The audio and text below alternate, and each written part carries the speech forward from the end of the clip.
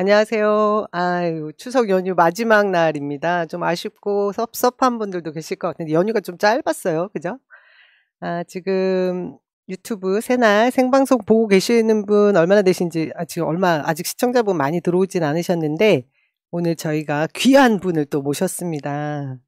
이제 자기소개를 조금 이따 하시고요. 저희 원래 여기 정치 1번가 멤버인 서은숙 우리 부산 진구 위원장, 부산 시당 위원장이 최고위원이 되셨잖아요. 근데 또 일정도 굉장히 바쁘기도 한데 오늘 꼭 출연하겠다라고 했다가 비행기 표도 기차표도 못 구했다. 미리 예배를 못해서 예, 그래서 못 왔고요. 윤종군 안성의 직무대행 우리 위원장은 또 지역 활동하겠다고 미리 계획됐던 일정이 있어서 못 오시고 김현정 대변인은 평택 안 지키고 이렇게 출연하셔도 돼요? 저는 평택에서 이미 전통시장 다 다니고 인사드리고 이제 서울에 마침 이제 명절새로 이렇게 올라와 있는데 오늘도 사실 황명선 대변인이 오늘 오전에 10시 반에 기자간담회가 있었잖아요. 추석 이후에 민심 관련된 기자간담회 있었는데 저보고 대신 배석하라 달라 그래서 제가 거기 또 배석하고 왔습니다. 중요한 일을 또 우리 민주당에 또 입이 되셔가지고 그 역할 하셨군요. 저는 이 방송 전에 연합 출연이 있어가지고 또 방송 출연하고 그리고 또 새날 이어서 왔거든요. 제가 꽁꽁 숨겨놨던 우리 비밀병기 소개해야 되겠네요. 본인 소개 좀 해주십시오. 누구십니까? 안녕하십니까. 저는 봄날의 햇살 같은 정치를 꿈꾸는 정춘생이라고 합니다. 드디어 출연했습니다. 춘생 그 뜻이 그러네요. 봄날의 제가 햇살. 어릴 때가 아니라 대학생 때 아는 언니 친구 집에 얹혀 산 적이 있었는데 거기 초등학교 다니는 딸이 있었어요. 그 아이가 너무 똑똑한데 그때 논리야 놀자라고 그 책 기억하시죠? 네. 그 1학년 때 그걸 다 독파하고 그런 똑똑한 애인데 언니 이름 너무 촌스러워. 봄날이라고 해. 그래서 그 후로는 봄날이 제 별명이 됐습니다. 근데 춘생이라는 이름에서 봄날이라는 뜻을 넣어주시니까 너무 좋은데요? 전 사실 어릴 때 영희라는 이름이 굉장히 싫었어요. 왜냐면 지금 세대에서는 왜 초등학교 교과서에 영희, 철수 안 나왔잖아요. 근데 저희 때는 영희야 놀자, 철수야 놀자, 바둑이도 가자 막 이런 거였잖아요. 그래서 학교 다닐 때 선생님들이 저만 보면 맨날 철수는 내가 너 뭐 이러시고 그래서 제 이름이 너무 싫었는데 정치를 시작한 이후로 이게 국민 대명사 같은 그 느낌이 있어서 저는 굉장히 좋더라고요. 근데 정춘생이라는 그 봄바람 같은 희망 느낌을 주는 이름 굉장히 좋습니다. 평소에 어떤 직책으로 어떤 역할을 하셨는지 우리 시청자분들이 굉장히 궁금해하실 것 같아요. 네. 저는 그 문재인 정부 마지막 청와대 여성가족 비서관으로 일했습니다. 그전에는 98년도 국민의 정부 들어섰을 때 당직자 공채로 들어와서 당직자 일을 거의 25년 가까이 해왔었고요. 그중에 중요하게는 여성가족 전문위원 그리고 여성국장 그리고 정당 사상 최초로 여성으로서는 최초로 조직국장도 했었고요. 공보국장을 한 3년 가까이 한 것 같습니다. 그리고 원내행정기획실장도 했었고요. 원내행정기획실장은 원내대표와 함께 원내 전략, 국회 전략을 아주 세밀하게 짜서 우리의 성과들을 내야 하는 그런 위치에 있거든요. 다양한 경험으로는 당직자로서는 다양한 경험을 했지만 정치는 여기 두 분보다 굉장히 초짜라서 오늘도 굉장히 좀 약간 떨려서 잘 못할 수도 있는데 처음이니까 좀 봐주시고 제가 아는 한에서 그리고 잘 할 수 있도록 노력하겠습니다. 아니 난생 처음 유튜브 출연이시잖아요. 네, 처음입니다. 엄청나게 지금 뭐 자연스럽지 않고 원래 공보국장이셨으니까. 제가 이제 비대위원하고 대변인 해봐서 아는데 지금 말씀하신 그 보직들이 정부 당에서 가장 주요한 핵심 보직이에요.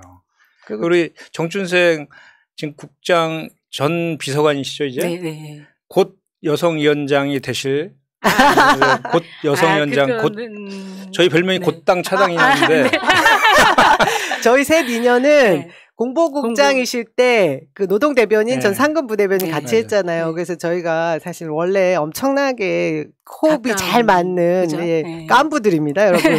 근데 저희 그 정춘생 비서관이 이제 뭐 공직에 계시다가 이제 이번 정부가 다 이제 끝나고 지금은 사실 백수 상태 아닙니까? 그렇죠.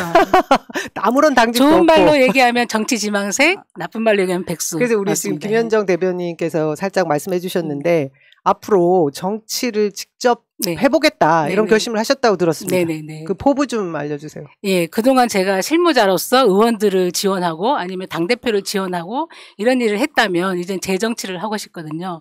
그러니까 재정치는 이제 제가 잘할 수 있는 거 그리고 제가 평가받을 수 있는 걸 해야 되잖아요. 그래서 고민을 좀 했었는데 바로 이것이 딱이야 했던 게 전국여성위원장 출마입니다. 그래서 총선 앞두고 전국여성위원장이라는 자리가 굉장히 중요합니다. 네. 그러니까 2024년 총선이 있는데 그 1년 동안 이 선출되고 나서 그 1년 동안은 전국의 당원들과 만나면서 소통하고 그 의견들을 당대표한테 전달을 하고 그리고 여성단체와의 대외 협력 사업도 굉장히 열심히 해야 되는 일이고요.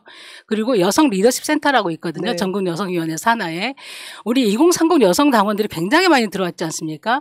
그러니까 비공식적인 거긴 합니다만 30만 명 정도 된다고 들었어요. 권리당원이 한 10몇만 정도, 한 20만 정도가 된다고 들었는데 그 당원들을 그냥 둬서는 안 된다고 생각합니다.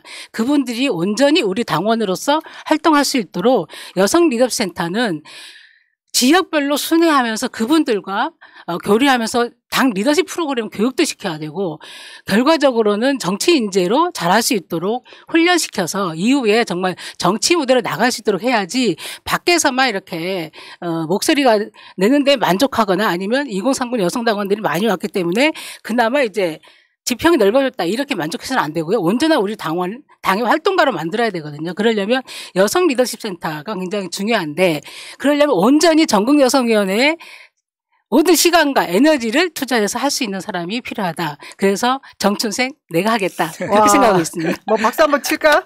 오. 감사합니다. 네, 그게 선출직이잖아요. 네. 그래서 아마 지금 당 스케줄로 보면 한 10월 달 정도에 그러니까 지도부 구성 이후에 한 두 달 이내에 두 달. 전국 여성위원회 위원장을 뽑고 또 청년위원회 위원장도 뽑고 두 석을 아마 선출직으로 뽑는 거죠. 그래서 그 해당되는 투표를 해주실 수 있는 분들이 여성권리당원, 여성 대의원, 전국대의원. 전국대의원 네. 그렇게 되어 있는 걸로 알고 있습니다. 네, 그리고 네. 후보군에 지금 뭐 막강한 분들이 여러 분 계시다고 네. 들었습니다. 네. 여러분들이 잘 아시는 분 중에는 이제 저도 전화를 사실 받았거든요. 우리 이재정 의원님이 이제 최근에 그러니까 제가 우리 아주 좋아하는 의원님이세요. 우리 정춘생 비서관님보다 조금 늦게 저한테 도와달라는 전화를 주셨는데 제가 일주일 전에 정춘생 비서관님이 저에게 연락을 주셨습니다 했거든요. 근데 이번 지도부가 들어올 때 저희가 더 원협이라고 더불어민주당 원외 네? 지역위원장 협의회에서 요구했던 사안이 있습니다. 원내 국회 원내 우리 의원들은 입법기관으로서의 역할을 충실히 해주고 당이라는 외피 안에 우리 그 원외도 당직을 맡아서 전체 권리당원들을 대변할 수 있는 역할에 중심에 있게 서게 해달라 이런 요구를 했는데 네. 그런 점에서 저는 지금 뭐 전국 여성위원장도 원내도 물론 중요하고 우리 이재정 위원장님 잘 아시겠지만 사실 이재정 위원장님이 또 중요한 보직을 맡으시면 되거든요. 그래서 지금 정춘생 국장님처럼 이전에 당에서의 그 다양한 경험을 하신 분이 실제로 이제 아주 힘을 쥐고 막강한 힘을 가지고 당원들과 함께 또 여성 동지들과 함께 전국 여성위원회를 이끌면 굉장히 좋겠다라는 생각이 좀 들거든요. 좀 너무 편파적인가요? 저로서는 너무 감사한데 저는 그렇게 생각하거든요. 그러니까 우리 당이 어쨌든 이재명 당대표를 중심으로 해서 총선 준비를 착착 해야 되고 결국에는 총선에서 압승을 해야 되거든요. 그러려면 우리 당의 인재들이 고루 우리 민주당 틀 안에서 일을 할 수 있도록 무대를 만들어줘야 된다고 생각합니다. 그러니까 의원님들도 아주 좋으신 분들도 많고 중요하지만 의원님들은 아까 말씀하셨듯이 국회에서 입법으로 정책으로 예산으로 싸우시고 원외위원장들은 다른 당직을 맡으면서 같이 가야지 이게 시너지 효과를 내면서 정말 우리의 에너지를 극대화시킬 수 있다 이런 생각이 들고요. 비근한 예로 그러니까 100명의 인재들이 있는데 50명 선에서만 쓰다 보면 이것도 저것도 해야 되고 하면 에너지가 소진돼요. 그 역량을 10분 발휘할 수 없고 둘 다 놓칠 수 있는 우려가 있기 때문에 100명의 인재를 최대한 다 쓰자.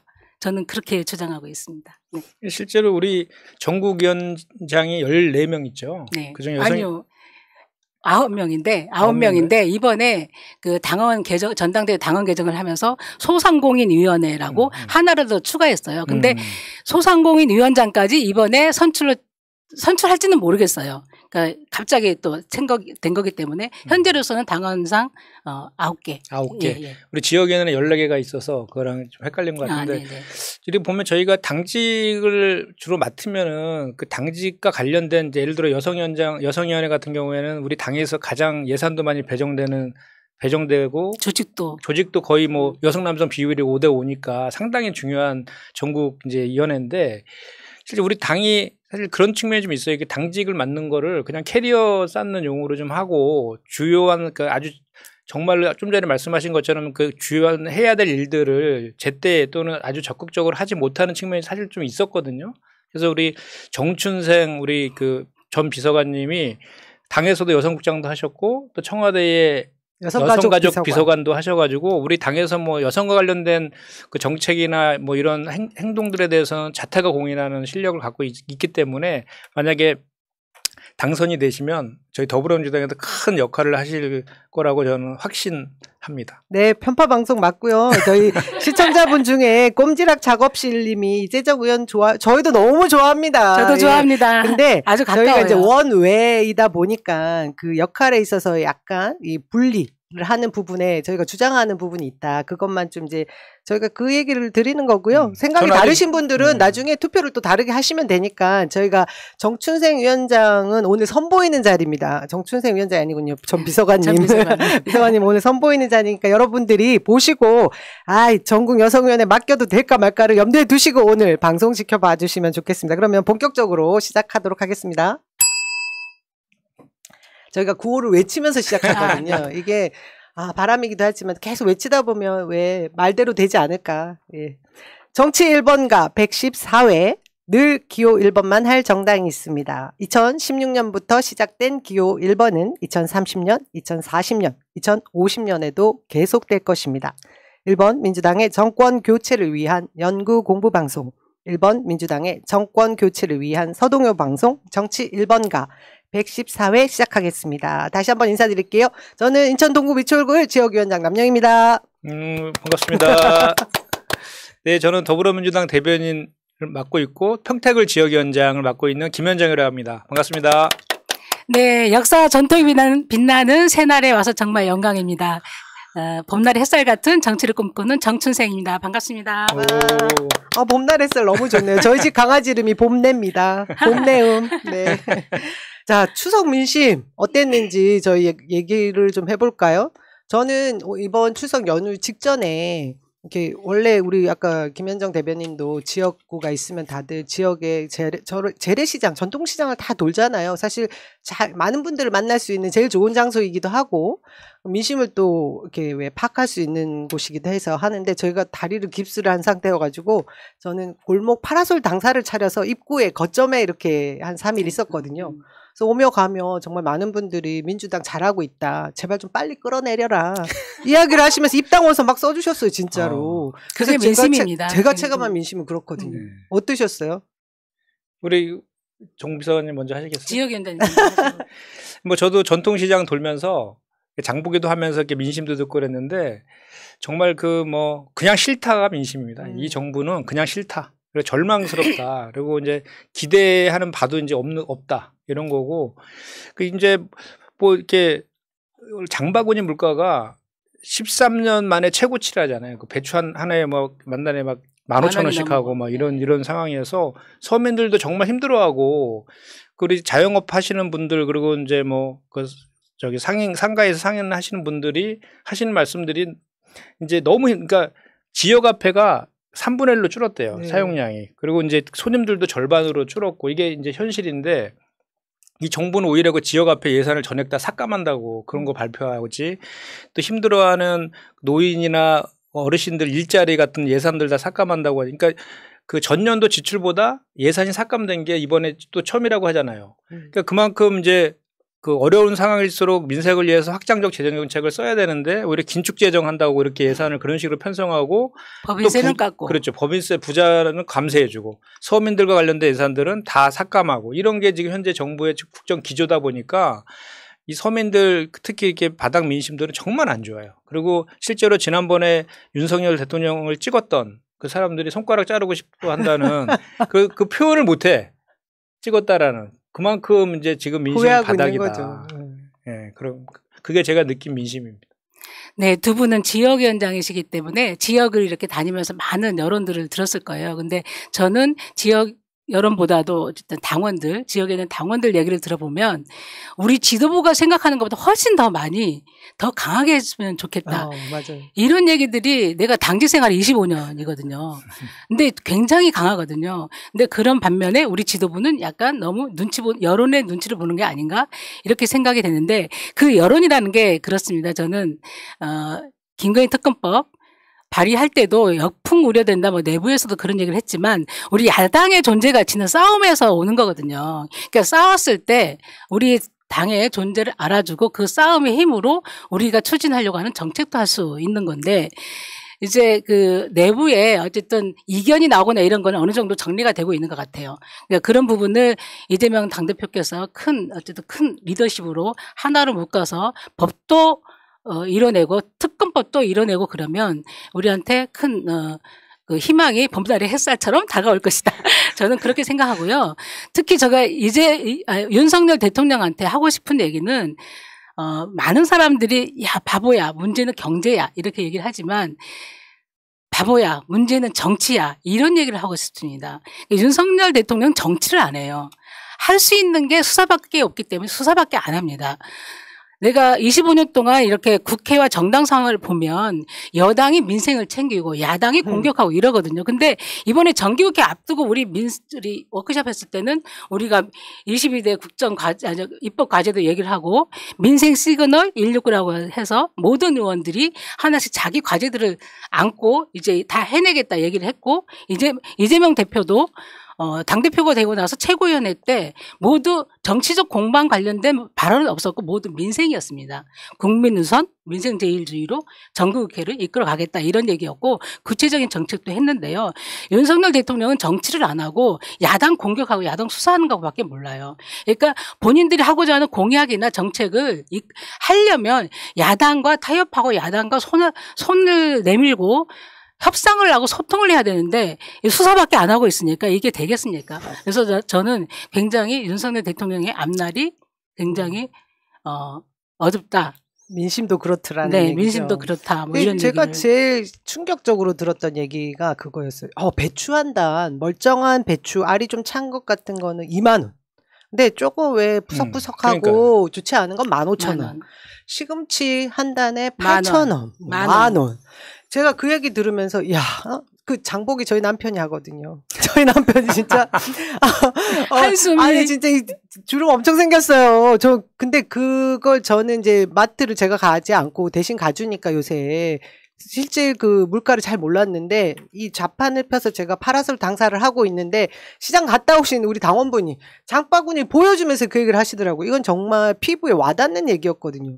이런 물가에 대해서 대책이 단 한 번도 나온 적이 없다라는 겁니다. 심각한 거는. 그걸 우리 국민들이 다 알아요 또. 아유 자기 입으로 아마추어란 얘기를 하질 않나. 물가 뭐 고환율에 대해서 걱정하지 말라는 얘기를 하지 않나. 그리고 말씀하신 대로 계속해서 정치 보복 같은 사정정국으로만 이끌어가면서 입 싹 닫고 있는 이런 거 국민들이 모르지 않습니다. 다 알고 있다라는 거죠. 국민들이 오죽하면 낮에는 대통령 밤에는 검사 이런 얘기도 하고 있고 최근에는 이제 국정 지지도가 워낙 떨어지니까 민생 쇼 같은 걸 많이 하려고 현장을 많이 가요. 근데 문제는 뭐냐면 포항에 간 것까지 좋아. 그러면 거기서 막 그 립 서비스 하잖아요. 근데 실제로 정책은 하나도 안 해. 그래서 우리 더불어민주당에서 지난번에도 특별 재난지역 선포하고 뭐 재난지원금 200만 원까지밖에 지금 못 주잖아요. 그것도 주택 침수에 대해서만. 그래서 그걸 상가까지 확대하고 금액도 좀 확대해달라 그랬는데 대답이 없어요. 그럼 현장에 가서 현장을 왜 가는 거냐 말이야. 가서 보리밥 그 메뉴판이나 보고 있고 김치찌개 맛보고 그리고 장병들한테 가서 점심 같이 밥 먹으면서 뭐 장병들 사기 진작한다 그랬는데 군과 관련된 예산은 또 다 깎아버렸어요. 의경들 그 밥값 식대료 깎아가지고 대통령실 짓는 데다가 예비비 전용했잖아요. 윤석열 정부의 실정은 우리가 뒤에 짠뜩 재밌게 다루기로 하고요. 일단 민심은 이런 부분들이 이렇게 전달 아무리 언론에서 눈 가리고 귀 가리고 다 해도 우리 민심은 어디로 향하고 있는지 다 알고 있다. 특히나 말씀하신 대로 민주당 좀 더 독하게 싸워라. 제발 좀 더 힘있게 밀어달라. 좀 끌어내려라. 이거였다. 이런 말씀 그거는 이제 해결된 거 아닙니까? 이재명 당대표 되면서. 제가 8월 28일 이재명 당대표 당선되는 날까지 비대위원 했었잖아요.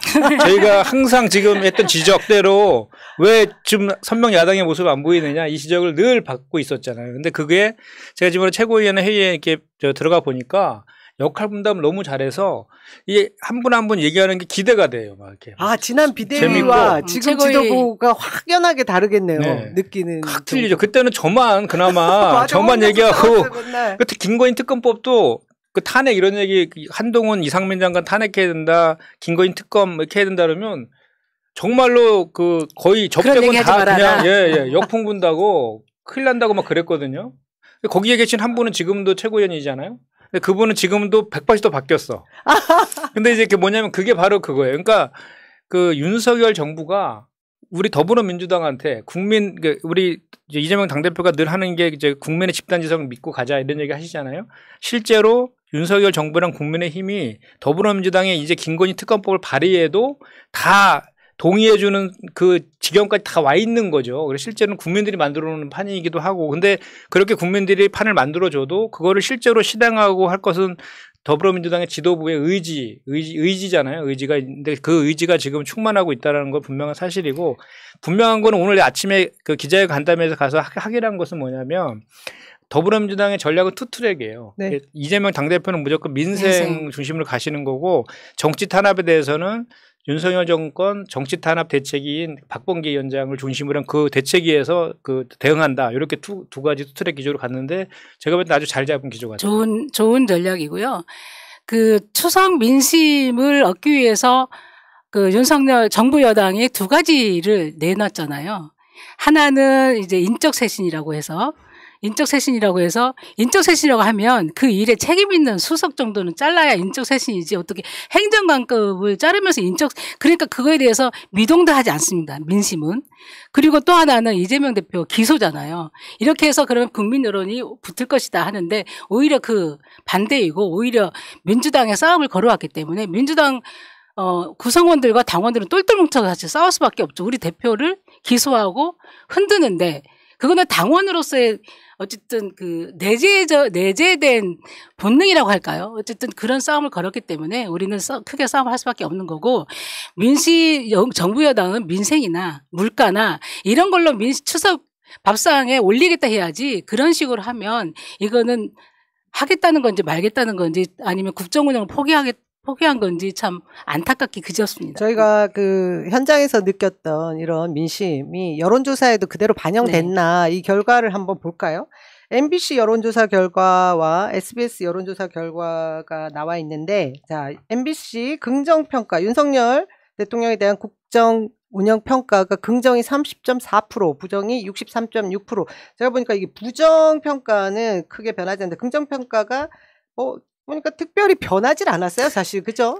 예, 저희가 알고 있는 조사에서 보수층이 조금 더 결집한 대답이 있을 땐 30%를 이렇게 찍기도 하고, 대부분 20% 후반대를 찍는 거죠. 그리고 김건희 허위 학력과 거짓 해명 의혹 등에 대한 무혐의 처분된 부분에 있어서 이 부분이 공정한 수사 결과였느냐라고 느끼냐라고 물었습니다. 이것에 대해서는 불공정했다가 64.7, 그리고 공정했다가 24.2. 저희가 느끼는 거하고 그 체감했던 민심과 거의 흡사하죠.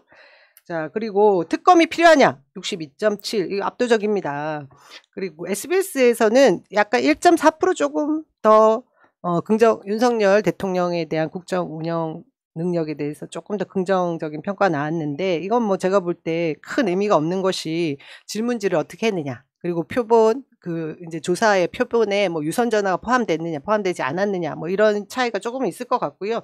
근데 결국은 우리 국민들 10명 중에 7명은 현 대통령에 대해서 아까 말씀하신 대로 절망적이고 못마땅하고 꼴도 보기 싫고 문제가 많다라고 판단하고 있는 것이라는 거죠. 저기 박근혜 정권의 그 탄핵, 그때 국면보다 지금 윤석열 지지율이 더 낮답니다. 네, 지금. 네, 심각한 겁니다. 더 낮고, 지금 그나마 윤석열 정부의 지지도를 이렇게 지키고 지탱해 주는 게 60, 70대 어르신들이잖아요. 근데 이 어르신들도 우리가 잘 알리면 그분들도 다 돌아설 것 같은 게 뭐냐면 그 어르신들을 위한 문재인 케어 정책 다 지금 없애려고 지금 하고 있잖아요. 그래서 MRI도 그렇고요. 예, 그래서 그때 뭐 그런 얘기 있었잖아요. 우리 어르신들이 아침에 병원에 가서 문재인 케어로 치료받고 오후에 태극기 부대 집회 가신다고 네. 뭐 그런 얘기 하셨는데 이제는 그거 이제 치료 못 받으세요. 그래서 그거 좀 확인하셔야 되고 또 그다음 노령연금도 40만 원에 70%에서 100%를 확대하자고 더불어민주당 그렇게 얘기하는데도 아직 대답을 안 하고 있거든요. 그렇게 어르신과 관련된 정책들은 거꾸로 가고 있으니까 이것도 우리 어르신들이 제대로만 알면 그 전통적인 그 지지도 자체도 거기도 이제 무너질 것 같다라는 예상을 좀 해볼 수 있어요. 잘하고 있는 겁니다. 윤석열 정부의 실정 대단한 거고요. 우리가 그 얘기 묶어서 하고 자 김건희 특검법 어떻게 될 건지에 대한 전망 짧게 해볼까요? 지금 많은 국민들이 이거 그 허위 학력 그리고 뭐 도이치모터스 주가 조작에 대한 수사하지 않는 거 그리고 또 뭐 코바나 컨텐츠 사업할 때 불법 뭐 이렇게 취득한 후원. 것 같은 후원금 뭐 이런 문제뿐만이 아니지 않습니까? 뭐 대통령 관저, 수의계약 문제, 지인 찬스 여러 가지 문제들이 막 복합적으로 있는데 저희가 올린 아까 세 가지 앞부분에 말씀드렸던 주가 조작, 그 허위 학력, 그리고 논문 표절까지 포함되어 있는 것이고요. 그다음 후원금 이 세 가지를 지금 특검 법안에 올렸죠. 근데 이전에 우리 김현정 대변인이 비대위원회에 있을 때 김용민 전 최고위원이 이제 특검법을 먼저 몇몇 시석 발의를 했어요. 처음에 우리 의원들 주 맞아요. 위주로. 예. 그때는 이 전체적인 여론이 형성이 안 된 것처럼 말은 했지만 사실 그게 우리 당 내부에서 눈치 보기를 좀 했습니다. 근데 지금 결과가 나온 거잖아요. 경찰과 검찰의 행태들이 보이니까 국민들도 이거 너무한 거 아니냐 이렇게 된 거잖아요. 근데 계속해서 보수 언론, 보수 패널들 전부 다 이재명 당대표가 기소위기에 처하고 기소가 되다 보니까 맞불 작전으로 났다 이렇게 얘기를 하는데 저 그거 너무 불만스럽더라고요. 그렇지 않으셨어요? 이거는 이제 저희가 그 프레임을 정확히 우리도 설정할 필요가 있는데 이건 민주주의와 법치주의를 지키기 위한 것이다라고 저희가 프레임을 명확히 해야 돼요. 이재명 당대표에 대한 정치 탄압성 기소도 문제지만 실제로는 너무 그러니까 김건희 특검법을 좀 전에 하셨으니까 말씀드리면 김용민 의원이 발의한 그거는 이제 우리 지금 세 가지 말씀하셨잖아요. 주가 조작, 허위 학력, 불법 후원. 요 세 가지가 이제 특검법, 김건희 특검법의 내용이고 김용민 의원이 발의한 것은 거기다가 이제 대통령실하고 관저 그리고 사적 채용 요거까지 포함된 건데 요 세 가지는 명확하기 때문에 일단 명확한 거 세 가지만 가지고 김건희 특검법을 발의하자는 거고 불송치 됐고 무혐의 처리됐고 또는 수사를 하지 않는 것들에 대한 특검법. 그 차이는 뭐냐면 우리 국민들의 입장에서 모든 걸 다 한꺼번에 했으면 좋겠다 이렇게 하지만 특검법이라는 것은 검경 수사가 미흡했을 때 안 됐기 때문에 그래서 한정해서 맞아요. 아까 도이치모터스가 그분이 확실하거든요. 이렇게 지금. 하고 나머지 이제 관저나 이런 부분에 대해서는 국정조사. 그러니까 국정조사였죠. 김건희 여사에 대한 의혹들이 워낙에 많기 때문에 이것도 투트랙입니다. 하나는 특검, 하나는 국정조사. 동시로 가겠다. 그 세 가지만 해도 그거 끝나요. 세 가지만 해도 이거 정말 그 주가 조작은 둘째치고 그 허위 경력 있잖아요. 그거는 경찰에서 22개 사과했던 22건 중에 12건이 허위인 게 확인됐다라고 발표까지 했잖아요. 자기네들이. 근데 왜 불송치라고 본인도 시인도 했고 이거를 어떻게 설명할 거냐. 거기다가 논문 복사한 거. 복사 논문. 복사 박사라며, 복사 박사. 그러니까 이런 공정과 상식을 위반하는 그러니까 민주주의 법치 근간을 해치는 이런 것들에 대해서는 국민들도 더 이상은 이제 못 봐주겠다. 이게 명확하게 여론조사의 결과로 확인되고 있는 거죠. 근데 이런 와중에 우리 쪽 지지자들도 굉장히 걱정을 해요. 이 특검법이 과연 통과될 것인가 이 얘기를 하시거든요. 왜냐 또 갑자기 추석 밥상머리 앞에서 또 본인의 노이즈 마케팅을 위한 것인지 정말 본인의 의식 때문에 그런 것인지 시대전환 조정훈 의원이 뭐 민생 이슈를 다 잡아먹는 거에 본인은 동의할 수 없고 또 남의 아내한테 너무 좌표 찍어서 저런 게 쫌스럽다? 이 말도 안 되는 얘기를 하더라고요. 제가 그 페이북에다가 댓글을 달았다가 말았다가 욕을 엄청 하려고 하다가 너무나 그에 걸맞는 댓글들에 좋아요 막 빵빵 누르고 나왔는데 그분이 지금 법사위에 무소속 비교섭단체의 한 명으로 되어 있습니다. 지금 현재 법사위에 그 위원회 소속 인원이 18명이고 10대 7대 1. 그렇죠. 국민의힘이 7 위원장까지 포함해서 우리는 10 근데 이제 5분의 3 이상이 찬성을 해야 또 넘는 거기도 하죠. 패스트트랙 갈 경우에. 근데 뭐 그 경우를 상정해 둘 경우에 지금 조정훈 시대전환 의원이 반대를 하면 패스트트랙도 힘들지 않느냐 이런 얘기를 하거든요. 이 부분에 대해서 어떻게 제가 수 있을 것 또 같으세요? 국회 의사국장하고 전문가로서 한마디 기획수장 했던 사람으로서 네. 그 패스트트랙으로 지정하는 그거는 5분의 3의 동의가 있어야 되거든요. 근데 방법은 두 가지예요. 하나는 위원회, 법사위원회에서 할 수 있고 본회의에서도 할 수 있습니다. 그러니까 법사위원회에서는 현재는 조정훈 의원이 강력하게 반대 의사를 표명했기 때문에 법사위에서 패스트트랙을 지정하는 건 현재로서는 어려워 보입니다. 근데 여론이라는 것이 이게 어디로 흘릴지 모르잖아요. 박근혜 탄핵도 처음에 반대하는 사람들 많았죠. 맞아요. 근데 그 당시 우리 야당의 원내대표가 이제 우상호 대표였잖아요. 끊임없는 설득과 뭐 해서 이렇게 우리 진영을 이렇게 크게 만들고 해서 자신감 있게 밀어붙였거든요. 근데 조정훈 의원도 여론을 보면서 바뀔 수도 있어요. 저는 이게 완전히 끝난 이건 아니라고 보고요. 끊임없이 우리는 설득하려고 하는 노력을 해야 된다. 그게 원내 지도부의 몫이다.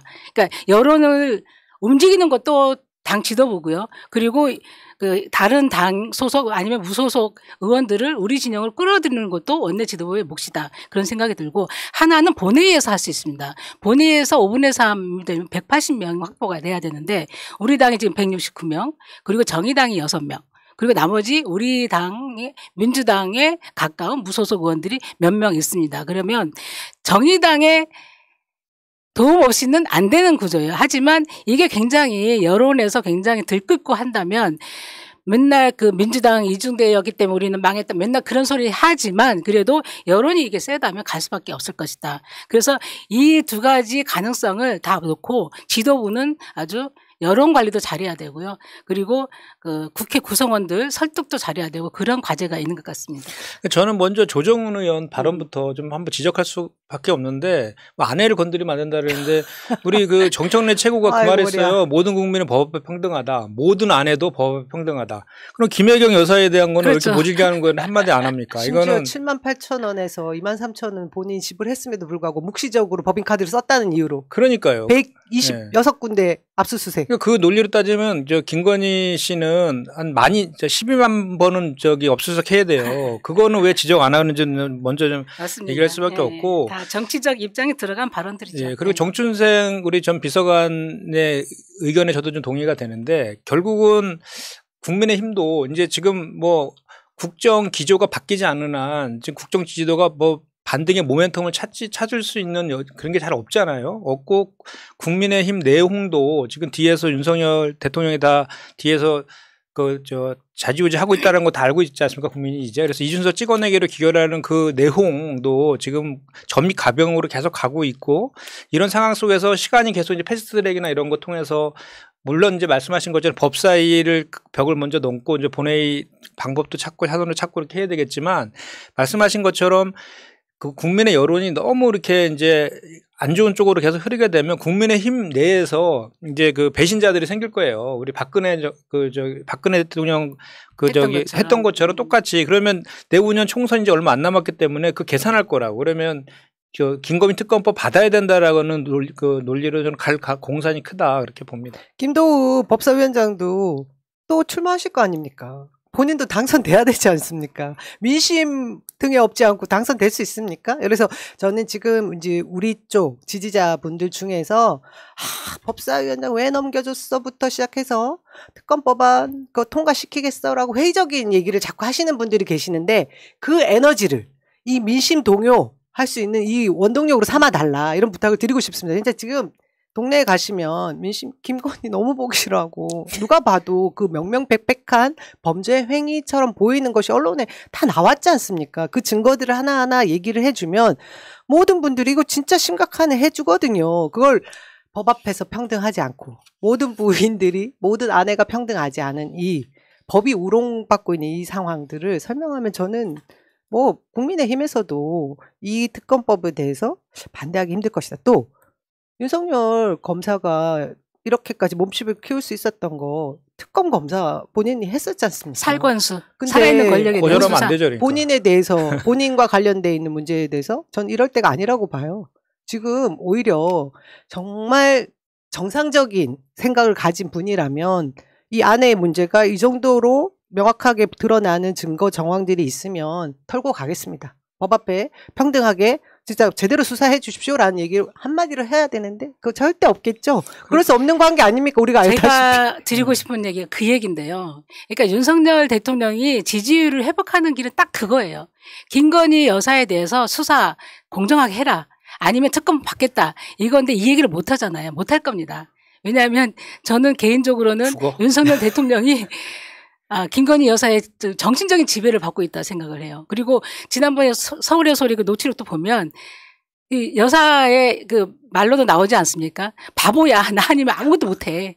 뭐 이런 것처럼 그 내가 둘간의 정권 관계가, 잡으면 그 둘간의 관계가 어쨌든 대통령이 본인 지지를 위해서 내 식구를 치겠다. 이렇게까지는 못 갈 것 같습니다. 그래서 굉장히 전국이 꼬여있는 형국이고 국민의힘 입장에서도 여당으로서 같이 가기가 굉장히 어려운 때까지가 온다. 그 오기 전에 대통령의 결단이 가장 중요한데 거기까지는 못할 것 같다.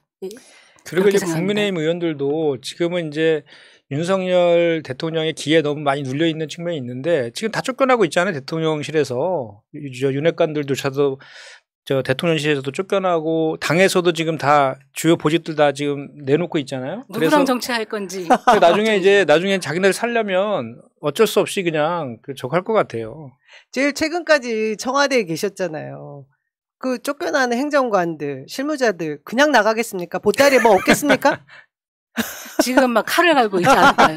지금 그러니까 어느 기사에 얼핏 봤는데 잘렸다는 얘기 못하고 계속 용산 주변에 출근하고. 용산 주변에. 네, 얼마나. 예. 아니 그것도 그러니까 추석 전에 잘랐다며. 어쨌든 행정관이라는 사람들은 비서관의 지시 아니면 수석의 지시를 따라서 일을 하시는 분들이에요. 근데 그 수석을 안 건드리고 비서관을 안 건드리고 행정관을 잘랐다는 것은 말도 안 되는 인적 쇄신이거든요. 인적 쇄신이라고 할 수 없는 거고 그래서 굉장히 좀 억울한 측면이 있겠다. 이런 생각이 들고 그 배경에는 뭐냐면 대통령께서 이 정세 판단을 잘못하고 계시는 거죠. 그러니까 이 김건희 여사와 관련된 아니면 대통령 비서실과 관련된 것들이 계속 언론에 보도되니까 이게 누구냐, 누구의 입에서 나가는 거냐 다 조사했다는 거 아니에요.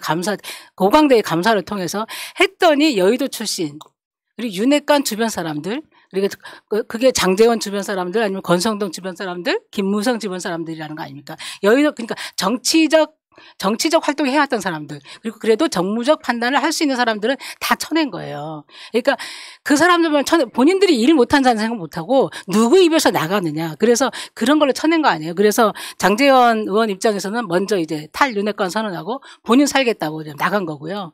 권성동 의원 입장에서도 더 이상 윤석열 정부 성공을 위해서 뭐 뛸까?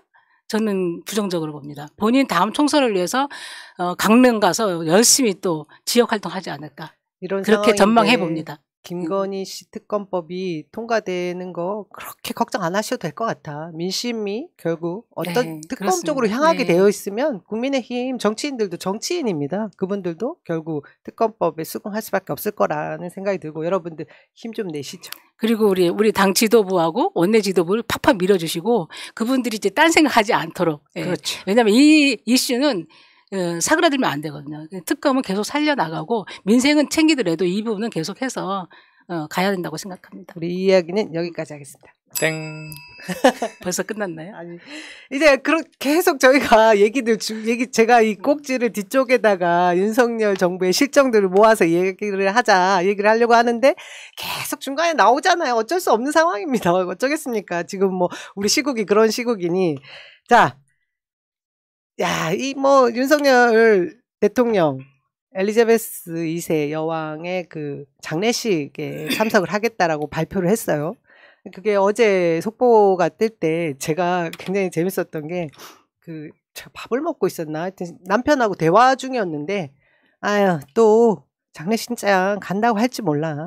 그러니까 저거 분명히 가자고 하면 대통령 의중보다 김건희 여사의 의중일 거야. 얼마나 대통령 놀이 계속 하고 싶겠어. 또 이럴 때 영국 국왕 왕실의 장례식도 보고 참석하고 싶다고 할 텐데 이랬는데 속보가 뜬 거야. 그래서 보면서 이렇게 진짜 이렇게 생각하는 대로 더 이상 뭐 한 발짝 못 나가는구나. 그러면서도 진짜 이게 지금 갈 자리인지 아닐지 먼저 좀 따져봐야 되거든요. 우선은 대통령이 그 엘리자베스 여왕의 그 장례식장에 참석하는 거에 대해서 어떻게 참석이 가능하다고 보세요? 가능하지 않다고 보세요? 뭐 하겠다고 했으니까 하겠죠. 근데 이제 지금 처해 있는 상황을 보면 지금 민생이 지금 너무 힘들고 그리고 정부 여당이 지금 그 집안 싸움을 엉망이지 않습니까? 근데 그거를 또 9월 19일 하면 또 그때가 원내대표 선출되는 날이에요. 국민의힘. 근데 그거를 다 뒤로 하고 장례식에 참여한다? 나는 정말 이 정무적인 판단들을 누가 하는지 참 한 사람밖에 없다. 어떻게 참석하는 거에 대해서 어떤 생각부터 들었어요? 핀탄 맞는. 일단은 정말 그 민심을 정말 모른다라는 생각을 안 할 수밖에 없는 게 지금 포항 그 피해 복구 때문에 한참 지금 포스코는 지금 중단됐다며요. 그 정도로 지금 국가 기관 산업 하는 그 대기업이 지금 이런 상황이고, 그 본인이 그렇게 보기 싫어하는 이준석 대표도 저 포항에 가서 자원봉사하면서 이렇게 피해 복구하고 있는데 본인은 물론 그 조문 외교도 중요한 것 중에 하나예요. 근데 지금 상황이 거기 가는 거에 대해서 지금 저희가 이렇게 느끼듯이 국민들도 지금 그 생뚱맞다 그럴 때냐 이런 식의 민심인 건 분명한 사실인 것 같고, 저는 이번에 뭐 어차피 가신다라면 가실 거니까 부연해서 좀 이렇게 당부의 말을 좀 하고 싶은 게 뭐냐면, 우리 지난번에 이제 나토 순방 때 욕 많이 먹었잖아요. 저 균형 외교 하지 못하고 그 반중, 반노 정서만 악화시켜놔가지고 지금 현재 우리나라가 66년 만에 국제 무역 수지가 최대 폭의 적자래요. 근데 가장 큰 이유가 중국이 무역 적자가 그동안 한 번도 없었는데 이번에 무역 적자가 중국이 무역 적자가 생겼다는 거예요. 그러니까 그 나토 순방과의 연관성도 부정할 수 없는 거거든요. 중국과의 관계가 되게 냉랭했잖아요. 그러니까 외교 안보 쪽에서는 보수 정권이 되게 장점이 있을 거다라고 했는데 중국과의 관계 지금 완전히 틀어져 버렸죠. 일본도 뭐 갑자기 뭐 김대중 오부치 정식 선언 계승한다고 막 하더니 굴종 외교 막 하다가 화이트리스트 그 소부장 그 반도체 제재하는 거 그거 좀 풀어달라 그랬다가 또 뺀지 먹었잖아요. 일본한테도.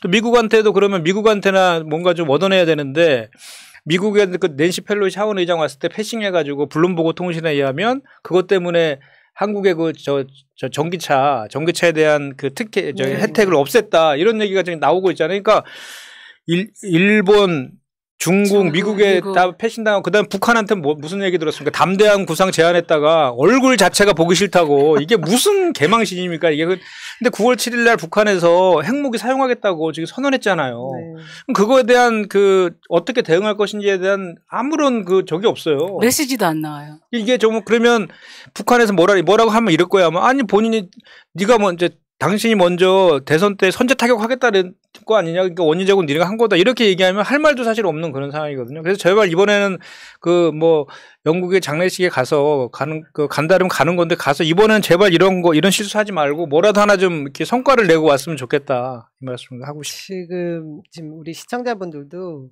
거기 왜 가냐 이런 얘기 너무 많이 하세요. 거기 가면 무슨 그냥 조이금만 좀 내라. 아니면 야 거기 가서 진짜 육개장 안 준다. 뭐 이런 얘기들로 조롱을 하고 막 그래요. 근데 제가 이거 우리 여론조사 되게 좋아하잖아요. 참석 여부를 여론조사 했으면 좋겠습니다. 제가 볼 때 7대3 아마 70%는 반대할 거예요. 왜냐 쓸데없는 세금 낭비할 거다. 이 예상을 할 겁니다.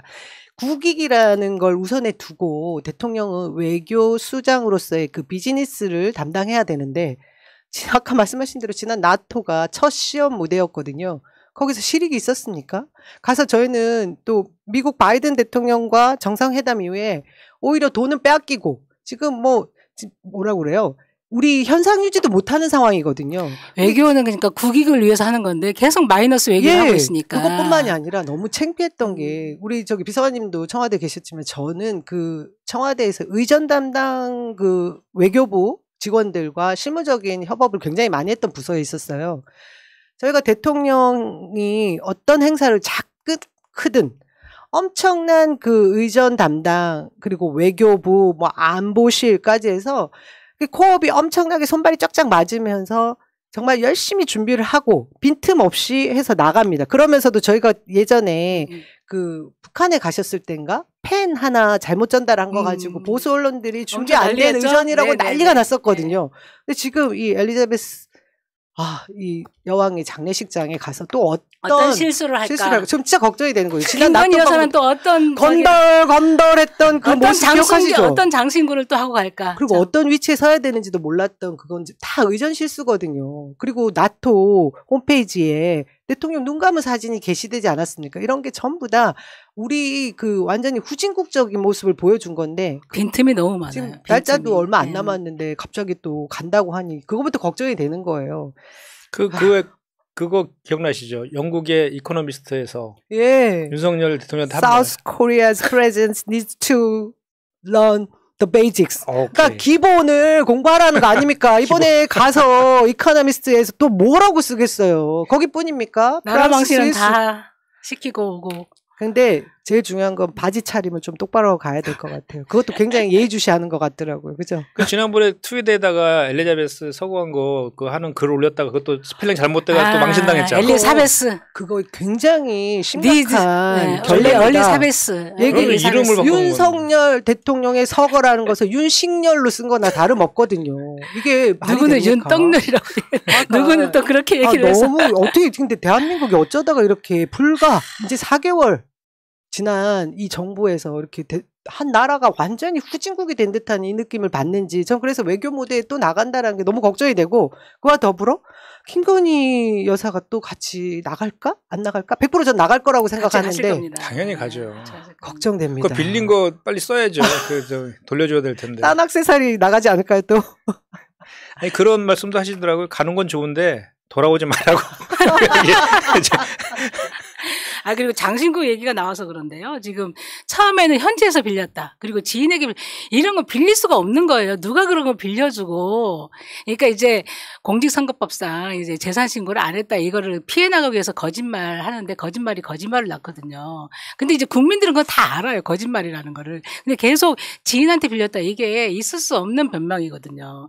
제발 그렇게 국민을 바보로 좀 알지 말았으면 좋겠어요. 그리고 저는 진짜 화가 나는 게 제가 그 종편에 나가서 우리 김정숙 여사 표본문이 중소기업에서 만든 10여만 원대 액세서리를 가지고 까르띠에라고 1억이나 2억이나 그렇죠. 했던 것 때문에 그 당시에 방송 나갈 때마다 그것이 아니라고 해명했던 것 때문에 화가 나요. 진짜 지금 그걸 문제 삼았던 보수 언론들 그리고 패널들 다 입 닫고 있지 않습니까? 이 수억 원대 이 비싼 액세서리를 하고 있는 대통령 부인?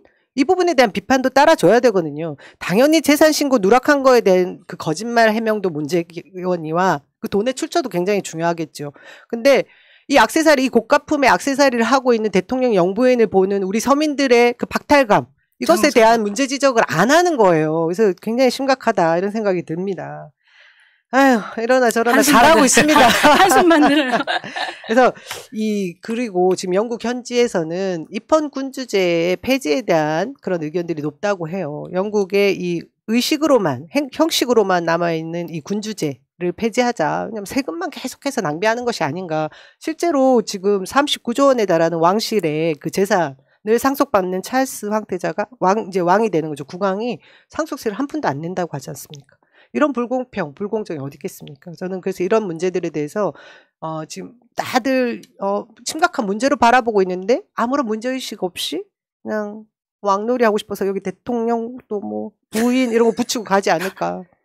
민방위복 바꾼 거 입고 하려나? 그 윤석열 대통령께서 조문한다고 하면서 이유를 든 게 자유민주주의 수호를 위해 헌신해 오신 얘기를 해요. 그러니까 군주제의 군주인데 반대 얘기거든요. 근데 이미 형식적으로만 남아있고 우리나라는 공화국이고 이게 그건데 이제 이유를 댄 것이 자유민주주의 수호를 위해서 헌신해 온 것을 헌신해 오셨기 때문에 조의를 표하기 위해서 간다.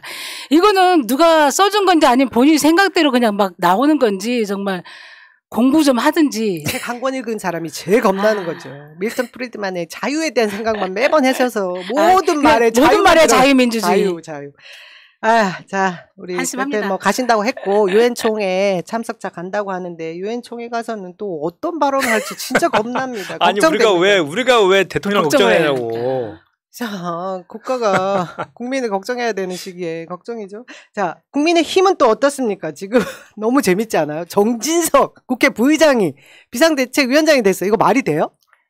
기가 막힌 일이죠. 그 국회 부의장이면 물론 사례는 있다라고 하던데 뭐 의장이 저기 없을 때는 대신 의장 역할도 해야 되는 그렇죠. 거잖아요. 네. 그런데 그러면 여당의 대표가 국회의장 역할도 하는 이런 코미디 같은 일이 지금 벌어지고 있는 건데, 아니 원래는 뭐 이렇게 정진석 의원이 저기 거절했다고 그러던데요.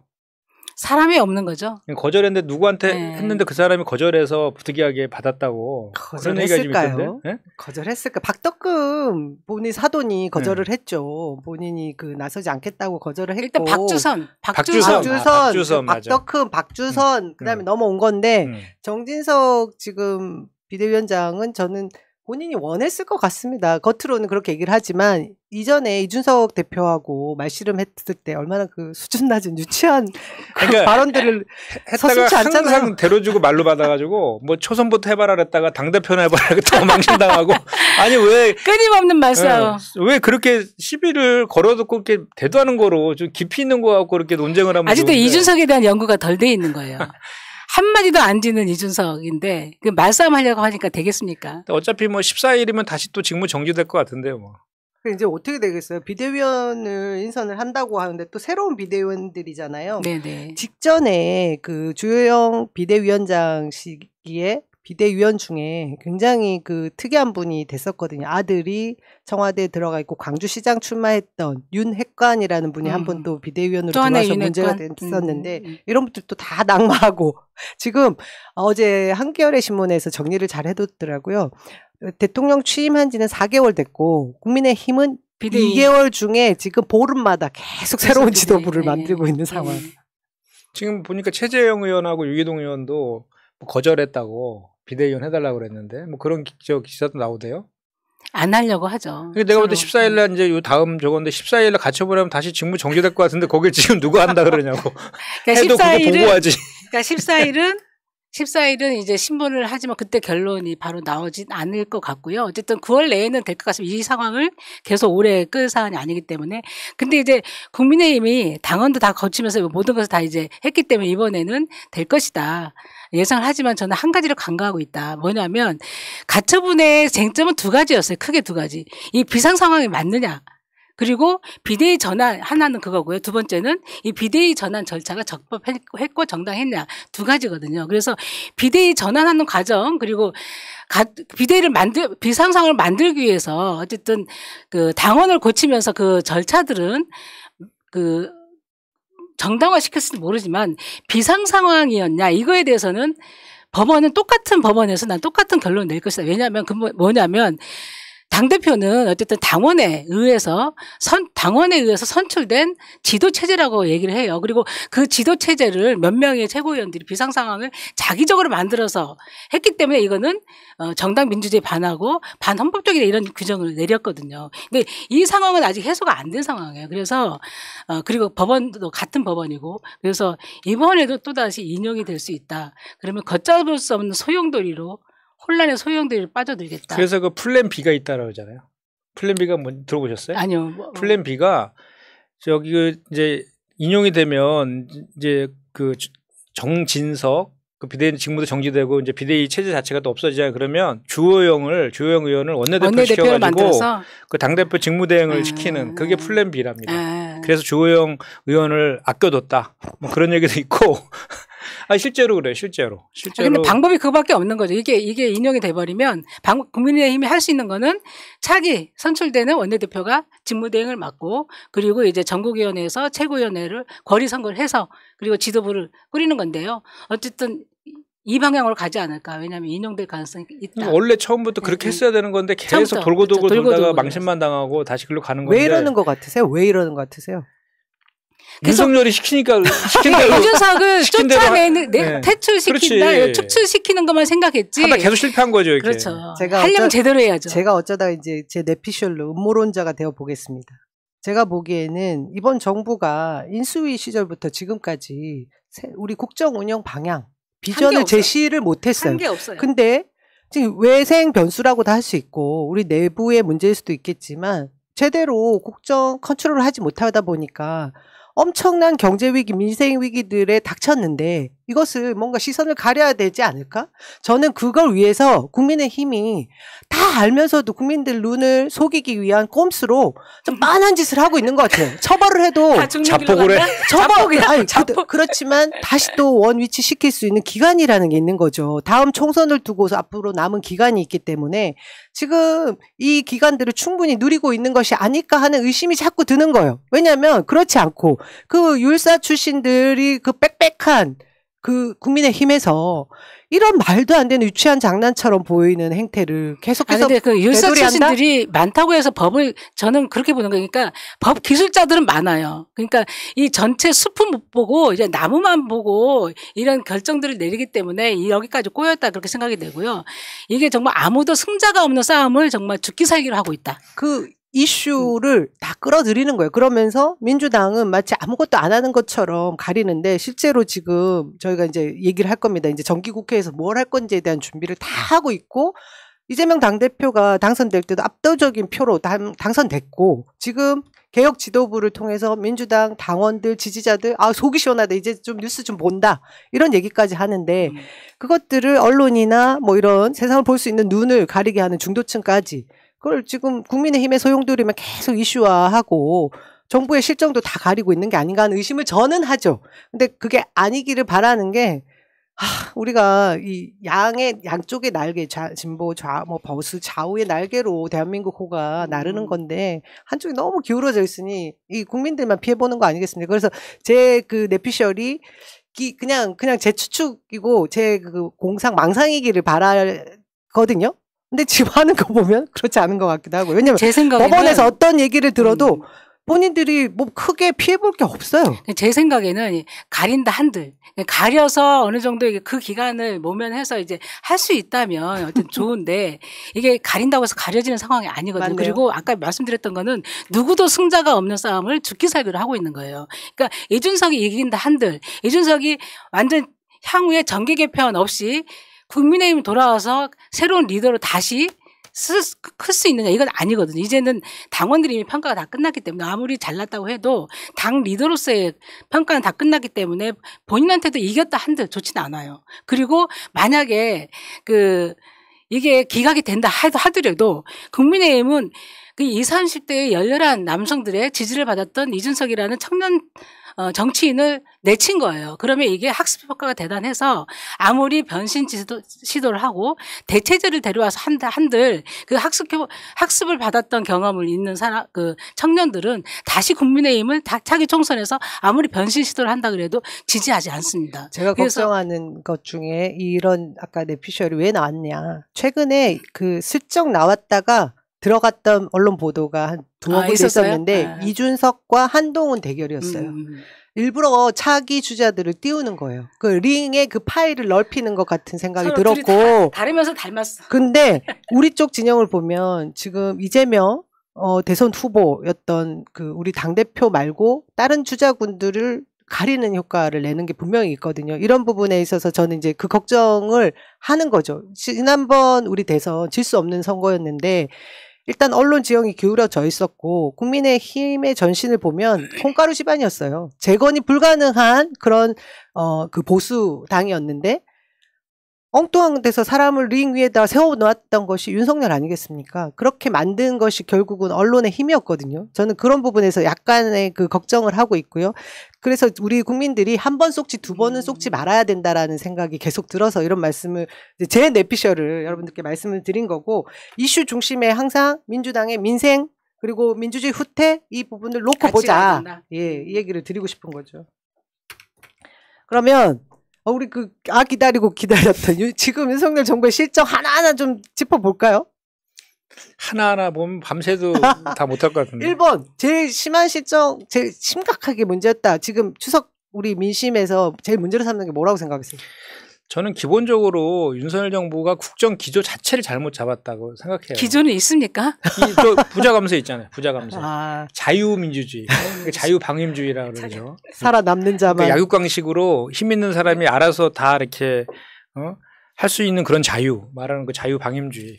그러니까 국정 기조 자체가 이제 부자 감세랑 긴축 재정 그리고 전 세계적인 추세인 재생에너지를 전환하는 것들을 역행하고 있는 거, 이런 국정기조 자체가 잘못되어 있으니까 그 이후에 펼치는 모든 정책들이 전부 다 그 서민이나 뭐 또는 중산층을 위한 그 정책들은 다 없애거나 축소하는 방향으로 가고 있고, 이게 무슨 글로벌 스탠다드라고 강변하고 있는 이런 형국, 이게 저는 가장 근본적인 잘못이라고 생각하고요.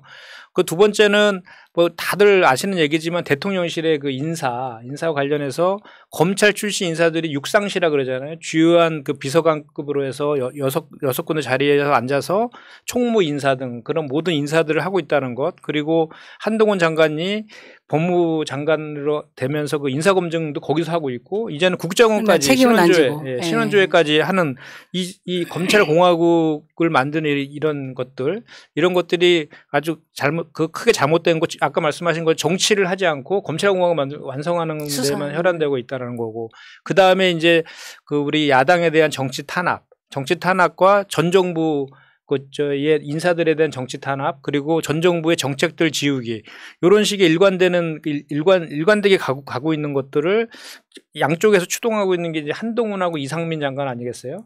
이런 것들도 정말 잘못되어 있고, 그 다음에 이제 우리 아까도 얘기했지만 서민이나 그 노인이나 청년이나 또는 문재인 케어 등 이렇게 그 사회적 약자들을 위한 예산들은 축소하고 있다라는 이런 것들이 정말 대단히 잘못되어 있다. 저는 일단 요 정도까지 먼저 하고, 그다음 정춘생 전 비서관까지 얘기한 다음에 또 붙이겠습니다. 여기 우리 시청자분 중에 여성 패널 오늘 처음 나오셨으니까 누구냐 묻는 분이 있는데, 어떤 분이 정춘숙 의원님을 얘기하시는데 아무 관계 아니시고요. 봄바람, 봄의 희망, 새로움, 정춘생 전 청와대 봄에 태어나서 정춘생입니다. 봄에 태어나서 봄날의 햇살. 정춘생 비서관입니다. 알려드리고 말씀 계속 이어가죠. 워낙에 잘하고 있는 게 없기 때문에 워낙에 나열하기도 지친데, 일단 윤석열 정부 이제 제일 먼저 지적을 받았던 게 인사 아닙니까? 그러니까 검사 식구들 아니면 자기 사시 공부 같이 했던 아니면 연수원 동기 아니면 믿는 사람이 없는 거예요. 그러니까 소위 윤핵관이라는 그룹이 당에 있긴 하지만 그분들이 윤석열 대통령의 정치 철학과 사상과 세계관이 마음에 들고 굉장히 동지적 관계를 뭉친 관계가 아니잖아요. 그러니까 대선 승리를 위해서 붙은 거지. 그러면 이제 어떤 상황이 달라지면 또 떨어져 나갈 수 있는 거거든요. 근데 너무 빨리 떨어져 나가는 거죠, 지금. 그러니까 서로 남 탓하면서 서로 떨어져 나가고 있는 건데, 그러니까 인사에 있어서 굉장히 저는 잘못하고 있는 것 중에 가장 큰 문제는 저는 한동훈 장관이라고 생각합니다. 근데 한동훈 장관이 이제 얼핏 봤을 때는 굉장히 세련된 외모에다가 굉장히 공부 잘하고 이런 평가를 받았어요. 언론에서는 그렇게 했고, 그리고 스카프 하나 해오면 그게 품절되고 이렇게 했다는데, 상임위 몇 번 해보니까 그 사람의 본질이 나오잖아요. 그러니까 이준석과 똑같아요. 이준석과 똑같아요. 한마디도 안 져요. 그러니까 이분들은 내 공부 잘했는데 넌 뭐야, 이거밖에는 정치에 대한 걱정, 그리고 윤석열 정부를 성공시키기 위해서 걱정을 한다면 아무리 야당 국회의원이 미워도 그런 태도로 답을 하면 안 돼요.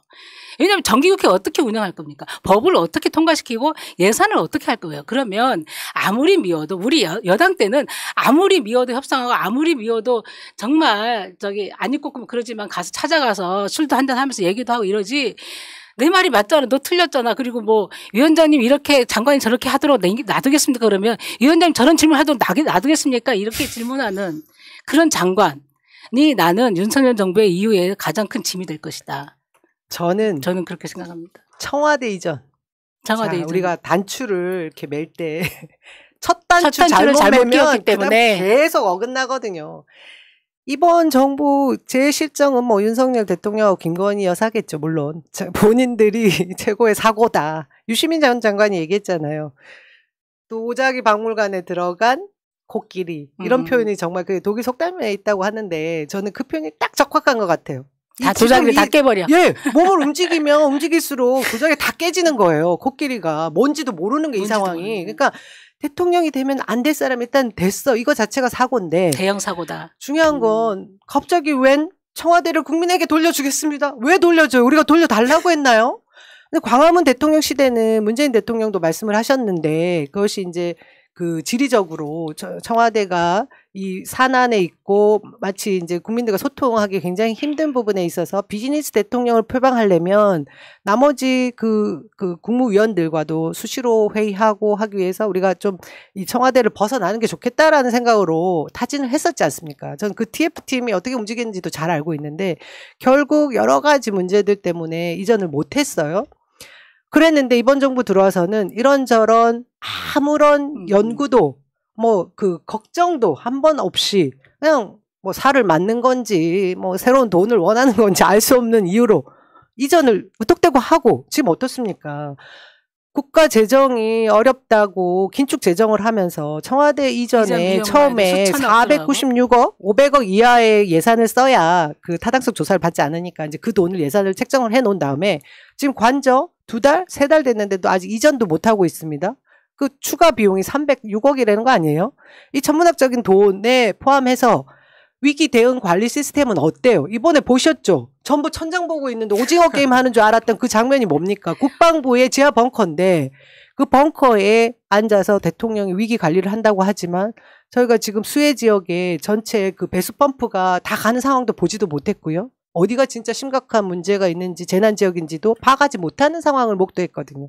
저는 이게 진짜 심각한 문제인데 본인들만 모른다. 이걸로 국민들이 신뢰하지 못하는 그 윤석열 대통령의 신뢰도가 바닥이 된 이유가 여기서 출발을 했다 이 생각이 들거든요. 이거 돌이킬 수 없을 것 같습니다. 있는 지적입니다. 예. 그게 다 풍수지리 때문에 옮겼다고 다 아니 국민들이 이렇게 생각하잖아요. 삼무였잖아요. 그렇게 빨리 이렇게 해야 될 이유가 전혀 없었는데. 그렇죠. 그 아까 좀 전에 얘기했던 그 대통령실 이전하는데 아까 그 군인들 의경들 식대 그 예산 전용해 갖고 하고 있다는 거 아니에요.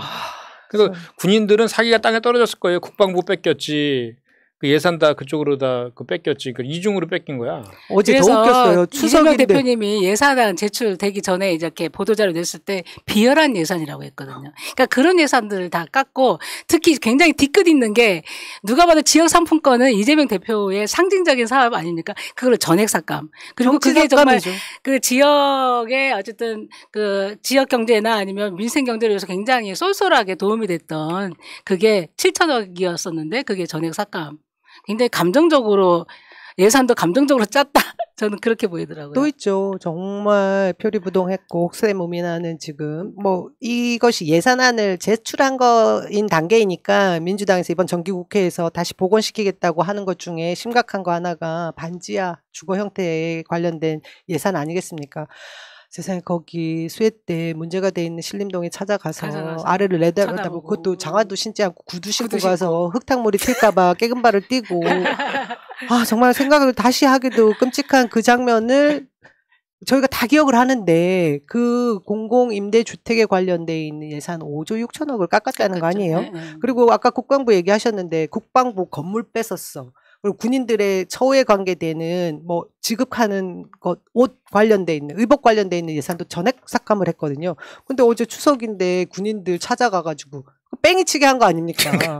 군인들 그 대통령 온다 그러면 막 쓸고 닦고 난리 안 할 거 아니에요? 우리 아들이 고생하는 것 같아서 정말 눈물이 날 지경인데 그러니까 대통령 하하하 바닥 민심이 어떤지 모르는 거예요. 그러니까 정말 그 청와대가 구중궁궐이라 평가를 비판을 하면서 용산을 옮겼는데 거기는 더 구중궁궐이에요. 그러니까 민심이 어떤지 모르는 거고요. 그리고 그걸 민심이 이렇습니다 전해주는 사람도 없는 거예요. 그러니까 비서실장이 공무원 출신이거든요. 공무원 출신들은 절대로 이게 아닙니다. 이런 말을 잘 못해요. 그리고 그분이 저도 아는 분인데 우리가 여당일 때 봤던 분이에요. 기재부 출신인데 그런 뭐 어쨌든 이게 아니고 이렇게 가야 되면 비서실장이요? 네. 김대기 비서실장. 김대기 비서실장이 그런 분인데 어쨌든 이게 아닙니다. 얘기할 수 있는 사람이 주변에 아무도 없는 거예요. 그게 가장 큰 불행 아닌가. 맞습니다. 네. 대중교통 고유가 때문에 대중교통 그 비를 연말까지 이제 50% 환급해주는 그 제도 도입하자고 더불어민주당이 한참 전에 제안한 것도 지금 묵묵부답이에요. 이거 그 이제 부자 감세로 13조 깎아줬잖아요. 그 이제 법인세로 그거 안 하면은 10번 할 수 있대요. 10번. 아까 오늘 정책위 의장께서 이렇게 얘기하시더라고요. 지금 저는 이제 이번에 비정한 예산이다. 그 골목 당사 하면서 이제 어르신들이 몇 분 오셨길래 제가 그 얘기를 했어요. 다 투표해줬는데 지금 배신 정부다. 경로당 식구들이 아셔야 된다. 어르신들이 다른 게 아니라 어르신들 공공 일자리 예산 다 깎아서 그 일자리 이제 완전히 다 줄어들 거고 거의 없어질 위기에 처했다. 그랬더니 놀래시는 거예요. 모르고 계세요. 그러면서 그 공공 일자리는 사실 가서 하는 일 많지 않지만 결국 건강하게 노를 대비하지 못했던 그렇죠. 우리가 누리는 것 중에 하나인데 이렇게 나가서 휴지라도 줍고 소일거리를 하다 보면 사람들도 만나고 이것은 그러니까 일자리를 위한 돈이 아니고 사실 복지 예산이고 건강을 위한 예산인데 이런 얘기를 직접 하시더라고요.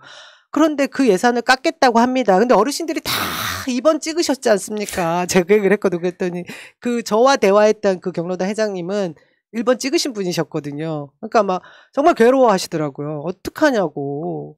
그러니까 보수 정권의 특징이 그러니까 이제 일자리를 공공 예산으로 지출해서 일자리 창출하는 거에 대해서 굉장히 시종일관 반대를 하거든요. 그게 무슨 일자리냐? 봐요, 그 돈이. 비효율적인 예산 낭비라고 생각이 되는 거예요. 하지만 그게 정말 그 일자리라도 원하는 노인들이 어르신들이 굉장히 많습니다. 그리고 그게 또 가계에 보탬이 된다고 생각을 하고 그래도 조금이라도 일을 하면서 하고 있다. 그런 자랑스러움들이 있기 때문에 정말 그런 예산들은 아무리 본인들이 그렇게 생각한다 함부로 깎아서는 안 되는 예산이거든요. 근데 이제 아직은 모르시는 거죠. 이제 예산 집행이 안 됐기 때문에 이제 내년부터는 이제. 근데 저희가 이 얘기를 크게 해야 되는 이유가 지금 민주당이 다수 의석이라 이번 정기국회에서 그런 민생 현안과 관련되어 있는 재정 예산 부분을 살려내야죠. 다 복구할 거예요. 그 부분에 있어서 여러분들이 계속 빅스피커가 돼달라는 뜻에서 저희가 전달해 드리는 거죠. 또는 그러니까 국회에서 좀 하다 보면 이제 의원들이 자기 지역구 예산을 챙기느라 전체적인 민생 예산을 깎아서 욕먹는 이런 게 많은데 이번만큼은 자기 지역구 예산 도로 좀 넓히고 이런 거 약간 포기하더라도 우리가 그동안 공약으로 내세웠던 일자리 예산이나 아니면 민생 예산들은 정말 하나가 돼서 살려 복원해야 우리가 그 평가를 받는 거지. 이거 민생 지역 예산 챙기겠다고 민생 예산 못한다. 그러면 야당도 똑같네 이런 비판을 받을 거거든요. 그 특교잖아요, 특교. 그 행안위원장이 지금 국민의힘에서 가져갔잖아요. 아니 그것뿐만 아니라 정부 중앙 예산에서도 민생 어쨌든 전체 예산은 잘 잘릴 것 같아서 똑같기 때문에 똑같기 해서. 때문에 요거를 키우려면 요거를 잘리고 해야 되잖아요. 네. 그러니까 민생 지역 예산은 좀 약간 이것만큼 좀 포기하시고. 내년 총선을 위해서라도 내후년 총선을 위해서라도 전체적인 민생 예산을 위해서 챙기는 그런 야당이 됐으면 좋겠습니다. 여기 오늘 이제 아침에 기자간담회 들은 얘기 중에 제가 기억나는 게 딱 하나 있어서 좀 마지막으로 좀 말씀드리면 벌써 마지막인가요? 지금 민주주의하고 법치주의가 대단히 위기상황에 처해 있다 이렇게 하고 있잖아요. 오늘이 12일이잖아요. 네. 9월 10일이 무슨 날인지 아세요? 우리 검수완박법이라고 소위 불렀던 수기분리법 그게 시행되는 날입니다. 네, 맞습니다. 네, 그 법이 시행됐어요. 이제 검찰청 법하고 형사소송법이 시행이 됐거든요. 개정된 게. 근데 그 하루 전날인가요? 며칠 전날 그 한동훈 장관이 검수 원복 시행령을 통한 시행령 쿠데타를 일으켜놨어요. 그래서 그 이원적인 시행령하고 개정 검찰청법하고 형사소송법 같이 지금 시행되고 있는 이 웃지 못할 일이 지금 벌어지고 있어요. 이런 법치주의 민주주의 훼손하는 바로 이것이 법치를 그렇게 입만 열면 얘기했던 법치 공정과 상식을 외쳤던 윤석열 정부가 나중에 부메랑에 대해서 돌아올 가장 큰 원인 중에 하나가 될 것이다. 그 읽고 하고 싶네요. 절대로 야당의 협치 없이는 국정 운영을 제대로 할 수가 없습니다. 그러면 여당은 아무리 마음에 안 들고 그렇게 하더라도 야당과 어떻게 함께 할 것인가를 고민을 해야 된다고 밤을 새도 모자라겠네요. 그죠? 지금 저는 이제 자꾸 메모를 막 해서 저 압박을 가고 있는데 빨리 끝내라. 윤석열 정부가 진짜 심각한 것 중에 하나가 통화정책, 재정정책 뭐 하나 일관되게 내놓는 게 없어요. 진짜 이걸 어떻게 해야 될지 모르겠습니다. 그렇다면 민주당이 정부가 아니지 않습니까? 근데 이런 부분들에 대한 문제 지적을 할 수밖에 없고 이제 정기국회에서 보여줄 수 있는 내용들 정확하게 잘 지적해주고 아까 말씀하신 대로 우리도 좀 포기해야 될 분들은 포기하는 그런 정기국회를 통해서 윤석열 정부가 잘못하고 있는 거 바로 잡는 그런 기회로 삼아야 되겠다는 생각이 듭니다. 오늘 이야기는 여기까지 하고요. 여러분 끝나기 전에 우리 김현정 대변인이 저에게 늘 압박을 가합니다. 평택을 김현정 TV 구독 좋아요 좀 해달라고. 그 메모가 그거였나요? 우리 정춘생 비서관님은 저 유튜브 뭐 유튜브 아직 아직은 안 그런 하셨어요? 계획 없습니다. 아, 네. 그거 앞으로는 만드셔야지. 하셔야죠. 네. 이제 정치 투사로 뛰어드셨는데 여러분 오늘 어떻게 보셨는지 알겠습니다. 그 소감 한번 짧게 말씀해 주세요. 오늘 출연하신 소감. 예, 우선 오늘 출연하도록 기회를 주신 서은숙 최고위원님께 감사의 말씀드린다. 왜냐하면 제가 대타로 나왔기 때문에 굉장히 예전부터 채널을 꼭 한번 나오고 싶었거든요. 그래서 오늘 생각했던 것보다 잘 못했을 수는 있으나 앞으로는 이제 계속 더 잘할 수 있다. 이런 자신감으로 임하고 있고요. 저도 이제 아까 그 모두의 말씀을 드렸듯이 봄날의 햇살과 같은 정치를 위해서 열심히 노력하겠습니다. 그리고 새날 이제 청취자 여러분들 너무 우리 당에 대해서 걱정하지 마시고요. 이제 당대표 중심으로 해서 잘 운영할 것이라 기대되기 때문에 응원을 많이 해주시고 격려를 많이 해주시고 부탁드리겠습니다. 감사합니다. 전국 여성위원장 선거 준비 잘 하시길 바랄게요. 네, 알겠습니다. 감사합니다. 저는 그 전국 여성위원장 후보가 누군지 진짜 모르거든요. 아직 잘 모르는데 예, 우리 정춘생 전 비서관은 개인적으로 저랑 이제 친구 관계도 해서 제가 너무나 잘 알아요. 그래서 여성과 관련된 약간 파이터입니다. 분은 정말로 그 가장 전문가이시고 또 국정 운영도 해보셨잖아요. 그리고 이제 그 당직 생활을 오래 해가지고 우리 더불어민주당이 나아갈 길을 너무나 잘 알아요. 그래서 우리 당의 소중한 아주 자산이다. 이 얘기 정도는 제가 몸둘 바를 모르겠네. 보증할 수 있습니다. 감사합니다. 칭찬해 주셔서.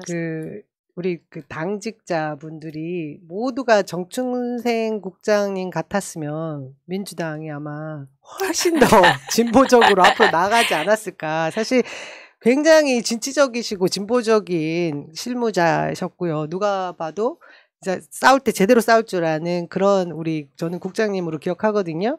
이런 분들이 여성위원회를 좀 잘 이끌어 주셨으면 좋겠어요. 왜냐하면 각 지역위원회에 여성위원회가 굉장히 중심이 되어 있거든. 청년위원회와 가장 중요한 조직 중에 하나고 뼈대인데, 그 여성들의 정치 참여, 사회 참여는 때로는 어떤 행사에 동원되어 있는 거수기 형태일 때가 많습니다. 자발적인 참여를 위해서 실질적으로 목소리를 내고 어떤 행위를 그러니까 아주 적극적으로 할 수 있는 그 통로 이런 것이 잘 돼 있다고 생각하지 않아요. 그러니까 이 자리에 좀 와줘서 자 행사를 좀 빛내주세요 할 때 막 좀 나와줘 뭐 이런 형태의 경우가 많았습니다. 우리 아마 당원들도 그런 생각 많이 하실 거예요. 지난 전국 여성위원회가 뭐를 했었나? 이런 걸 떠올려 보시면 크게 기억 남는 게 없을 것 같다는 생각을 합니다. 네, 그래서 사실 저는 여성위원장도 제가 지역에서 해보고 했었는데 여성위원회에서 뭔가를 하자고 하면 저 별로 사실 그렇게 동조하지 않았던 게 늘 그런 식의 일들이 많았거든요. 가끔 토론회하고 가끔 그렇죠. 성명서 내고 이 정도였는데 제가 만약에 맡는다면 살아 숨쉬는 전국 여성위원회 너무 그리고 피곤하게 할 것 같긴 전국 해요. 지역위원회 그 전국 순회하면서 소통하는 여성위원회 그리고 무엇보다도 총선 승리를 위해서 기여하는 여성위원회. 그러니까 투표권은 여성 당원들만 있는 거죠? 여성 전국대의원하고 여성 당원. 새로 이제 투표권이 생긴 개딸들이 움직이면 뭐 그냥 끝날 것 같은데 모르겠습니다. 오늘 평가들 해주시겠죠? 아까 말씀드렸지만 2030 여성들에 대해서 우리 당의 정치 인재로 키우기 위해서 리더십 센터를 굉장히 활성화시켜서 그분들과 함께하는 정치를 꿈꾸겠다. 뭐 오늘 다 끝난 것 같은데 차차 또 알려드리고요. 네, 감사합니다. 우리 대화 여기 정치 1번 오늘 끝내도록 하겠습니다. 이게 끝날 때 저희가 한 100년까지 구호를 이렇게 순서대로 외치거든요. 그거 잘하시나 한번 보겠습니다. 제가 선정을 할게요. 예, 여러분 감사합니다. 따라하면 돼요. 아 그래요? 자. 늘 기호 1번만 할 정당이 있습니다. 2016년부터 시작된 기호 1번은 2030년, 2040년, 2050년, 2060년, 2070년, 2100년 까지도 바로 뛰어요. 좋아요. 예. 이런 우리 비서관님이십니다. 여기까지도 계속될 겁니다. 1번 민주당의 정권 교체를 위한 연구 공부 방송. 기호 1번 민주당 정권 교체를 위한 서동요 방송 정치 1번가 114회 여기서 마치도록 하겠습니다. 남은 연휴 잘 보내세요. 고맙습니다. 네, 고맙습니다. 감사합니다. 민주주의 평화 통일 다 죽어간다. 이대로는 놔둘 수 없다. 자, 다시 한번 해보는 거야. 자, 다시 한번 싸우는 거야. 자, 손 맞잡고 어깨를 걸고 우리 함께 이기는 거야. 다시 한번 해보는 거야. 자, 다시 한번 싸우는 거야. 자, 손 맞잡고 어깨를 걸고 우리 함께 이기는 거야. 자, 다시 한번 해보는 거야. 자, 다시 한번 싸우는 거야. 자, 손 맞잡고 어깨를 걸고 우리 함께 이기는 거야. 자, 다시 한번 해보는 거야. 자, 다시 한번 싸우는